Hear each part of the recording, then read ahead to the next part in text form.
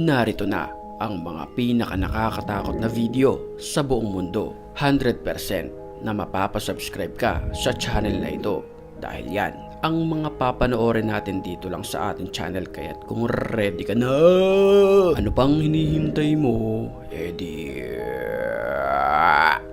Tara na!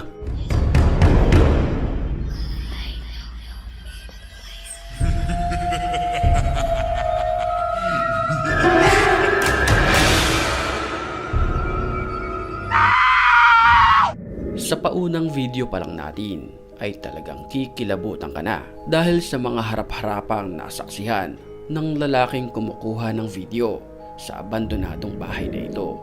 من علمه إلا بما شاء وسع كرسيه السماوات والأرض ولا يؤوده حفظهما. Nang pasukin niya ang bahay na ito, nakita niya agad ang paglutang ng kahoy na ito. Sa mga pagkakataong iyon, takot na takot ang lalaki na pumasok pa sa bahay. رحيم أفحسبتم أنما خلقناكم عبثا وأنكم إلينا لا ترجعون فتعالى الله الملك الحق فتعالى الله الملك الحق. Nang walang ano-ano'y, may bigla na lamang bumagsak na isang malaking kahoy sa kanyang harapan at muntik pa nga siyang matamaan. Dahil sa mga pangyayari, hindi na siya pumasok at hindi na muling tinuloy ang kanyang pagpunta sa abandonadong bahay na ito. لا إله إلا الله. Sa video naman na ito, nakuha ng isang lalaki.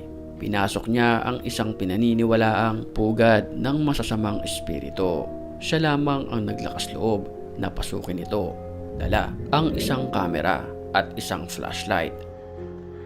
الله القوي وأنتم الضعفاء. Bago siya pumasok sa kwarto ay nakita niya ang pinto na unti-unting sumasara. الله ونعم الوكيل وكفى. لا أبوكم.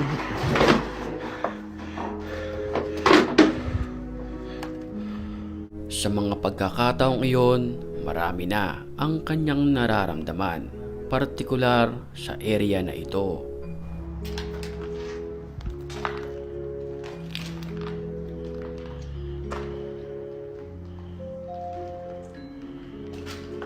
إنه من سليمان. At dahil sa hindi niya kinakaya ang nangyayari, agad din siyang umalis. مين؟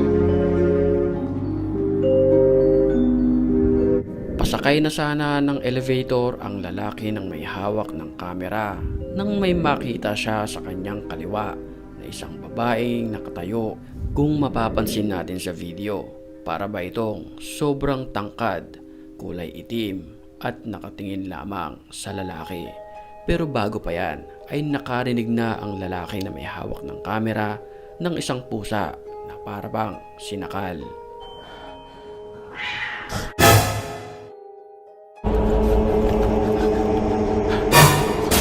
Ang nakakapagtaka rito ay bigla na lang nawala ang babae na parang bula. Sinubukan niyang hanapin ito pero hindi na muli itong nagpakita sa kanya.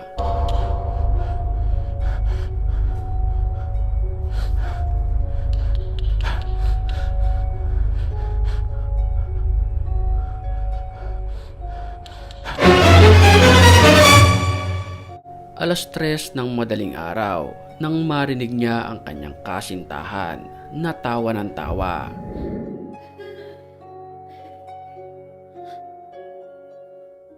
أمور.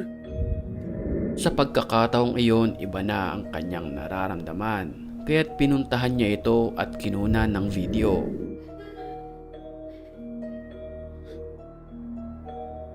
أمور. Sa pagpasok niya sa kwarto ay may nakita siya na kasama ng kanyang kasintahan na isang bata. Vinidyohan niya ito at muli siyang lumapit dito pero nawala na lang ito ng parang bula.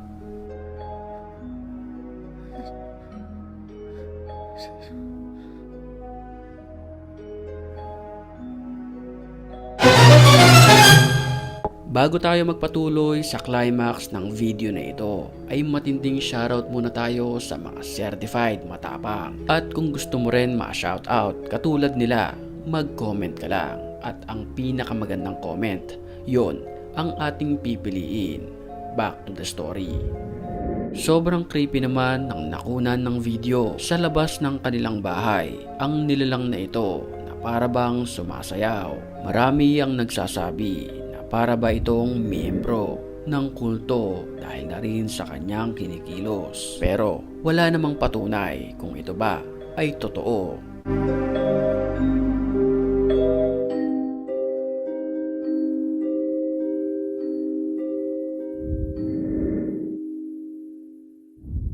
Nakalagay ang security camera sa higaan ng batang ito dahil ang kanyang mga magulang ay ilang gabi nang nakakarinig ng iyak ng bata sa di malamang dahilan hanggang naisipan nilang kapitan para malaman kung bakit ito umiiyak gabi-gabi hanggang madiscover nila na ito pala ang dahilan.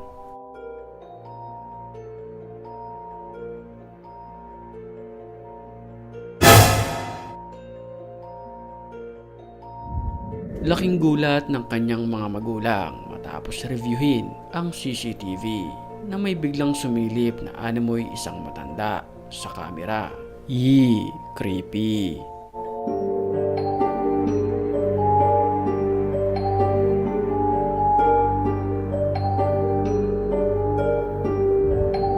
Sa isang liblib at bulubunduking lugar naman na ito ay nakuhanan ang animoy isang manananggal na aktwal na naghiwalay ang kanyang katawan. Magkabilang direksyon ang pinuntahan nito. Mapapansin natin sa video na ang kalahati na parting taas ng kanyang katawan ay pumunta sa kanan, habang ang lower naman nito ay nanatili sa kaliwa. Ang napakalaking tanong, totoo nga ba itong manananggal? Ang kasagutan ay walang nakakaalam.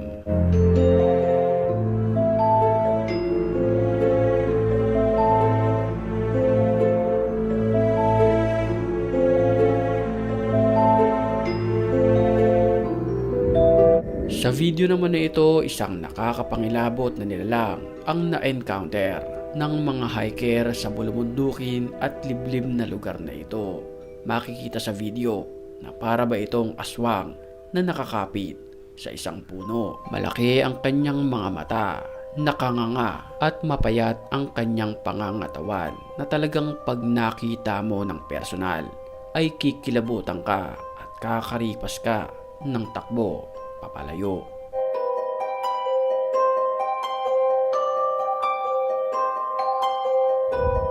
Nag-viral naman sa internet ang mga ibon na ito na tila bumubuo ng isang bilog.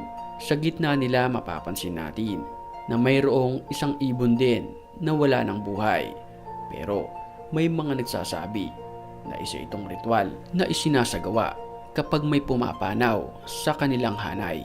May mga nagsasabi rin naman na baka may paparating na isang malaking dilubyo sa ating mundo.